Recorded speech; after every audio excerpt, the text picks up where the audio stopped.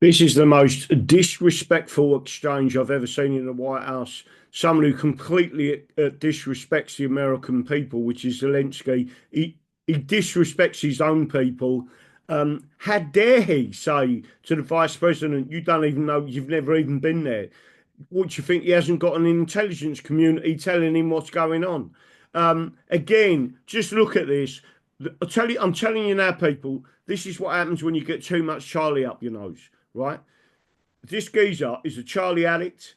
He's an alcoholic, and he is leading everyone into World War III. I am surprised but happy that President Donald Trump didn't punch him in the mouth. There's a strong possibility if I was the president of the United States and he was talking to me like that, I would have chinned him, right?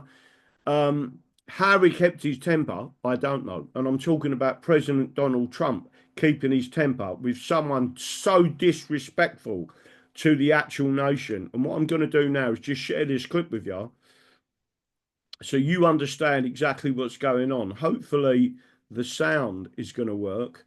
Share sound, optimize for video sharing, but share this.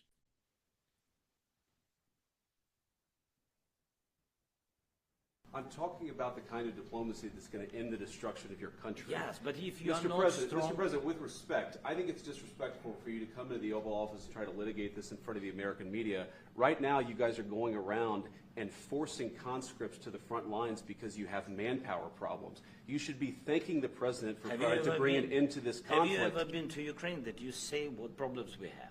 I have been to. Come once. I've actually watched and seen the stories, and I know what happens is you bring them on a propaganda tour, Mr. President.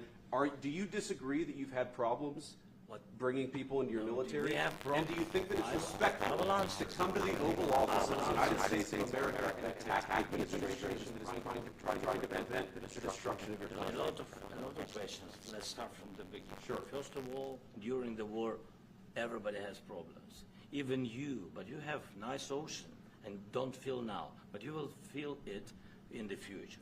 God bless. You don't know that. God bless. You God bless. You will not have a war. Don't tell us what we're going to feel.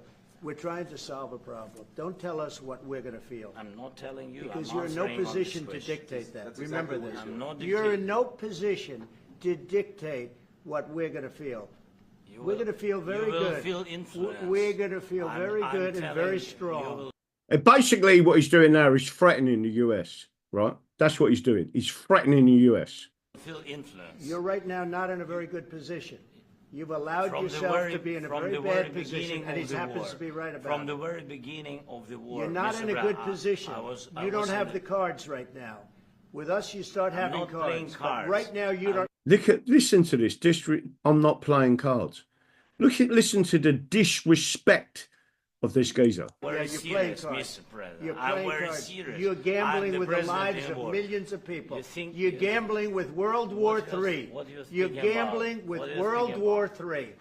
And what you're doing is very disrespectful to the country, this country.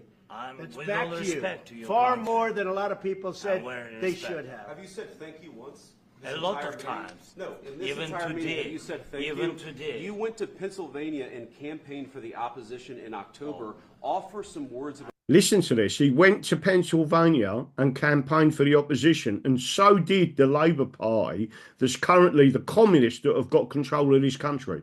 And when I say this country, we are under occupation. England is under occupation by the British. And it's these people, this type of people, right, sitting to the other, Zelensky, right, and his people, right, them people putting all that gear up their nose. Appreciation for the United States of America and the president who's trying to save your country. Well, I wish President Trump would help us, the English, right, and England, where their constitution came from, rather than people like that.